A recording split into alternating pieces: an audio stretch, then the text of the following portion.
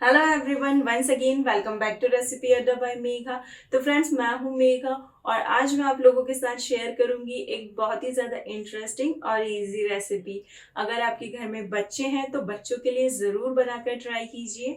ये बच्चों को बहुत पसंद आएगी। इसमें हम ना तो बेकिंग करेंगे और ना ही बेकिंग पाउडर और बेकिंग सोडा का इस्तेमाल करेंगे। फिर भी ये जो रेसिपी है ना, बहुत ही ज़्यादा अमेजिंग और टेस्टी बन के तैयार होती है।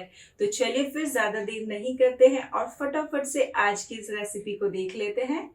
तो सबसे पहले हम लेंगे 2/3 कप भुने हुए मूंगफली के दाने का पाउडर। तो मैंने यहाँ पर मूंगफली के दानों को अच्छे से सेक लिया है। उसके बाद उनका छिलका उतार के इस तरह से पीस लिया है। तो बहुत ज़्यादा बारीक नहीं पीसना है, थोड़ा दरदरा पीसेंगे।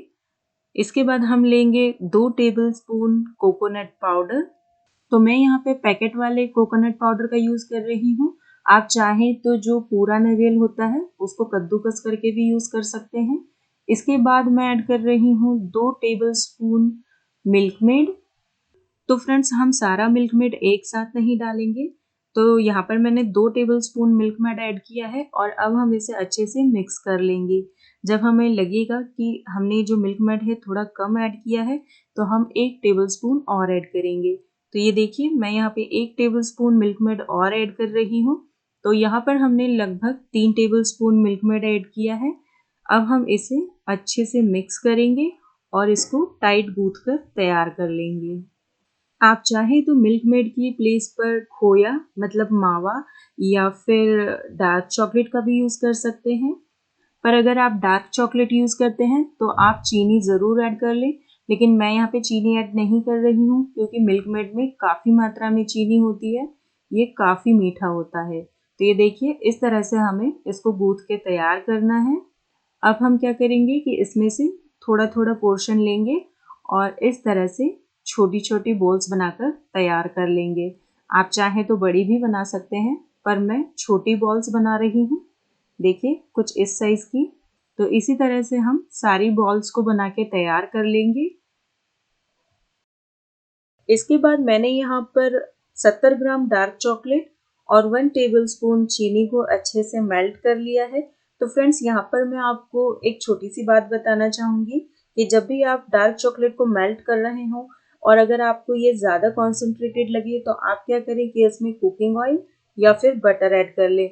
इससे क्या होगा कि जो डार्क चॉकलेट का टेक्सचर है वो भी बिल्कुल वैसा का वैसा ही रहेगा और साथ में इसकी जो क्रीमीनेस है वो भी बरकरार रहेगी। तो ये देखिए, अब हम क्या करेंगे कि जो सारी हमने बॉल्स बनाकर रखी थी उनको इसमें डिप करेंगे, अच्छे से कोट करेंगे और बेकिंग शीट के ऊपर रख देंगे। डायरेक्ट प्लेट में मत रखिएगा क्योंकि अगर आपने प्लेट में रख दी और उसके बाद जब हम इसे रेफ्रिजरेट करेंगे और निकालेंगे तो ये इजीली निकल नहीं पाएगी। तो कोशिश करें कि बेकिंग शीट पे रखें या फिर अगर बेकिंग शीट नहीं है तो आप पॉलीथीन ले लें। अब हम इन सभी तैयार चोकोबॉल्स को आधे घंटे के लिए फ्रिज में रखेंगे। तो ये देखिए फ्रेंड्स, यहाँ पर हमारी जो चोकोबॉल्स है वो बनकर पूरी तरह से तैयार हो चुकी है। आप देख सकते हैं कि काफ़ी अच्छी बनके ये तैयार हुई है। आप भी इन्हें एक बार बनाकर ज़रूर ट्राई कीजिए। बच्चों से लेके बड़े तक ये सभी को पसंद आएगी। तो अब हम इसे काट के देख लेते हैं। तो आप देख पा रहे होंगे कि कितनी इजीली ये कट जा रही है और काटने के बाद भी इसका जो शेप है वो भी बिल्कुल वैसा का वैसा ही है। बिल्कुल भी शेप चेंज नहीं हुआ है। अंदर से इतनी ज़्यादा सॉफ्ट है ये और ऊपर से जो चॉकलेट की लेयर है ना, ये तो इसे और भी ज़्यादा टेस्टी बना देती है। तो आपको ये रेसिपी कैसी लगी? अगर अच्छी लगी है तो वीडियो को लाइक ज़रूर कर दें और अगर आप चैनल पर नए हैं और अभी तक चैनल को सब्सक्राइब नहीं किया है तो जल्दी से सब्सक्राइब कर दें। मिलते हैं एक और नई रेसिपी के साथ एक और नए वीडियो में। Thanks for watching.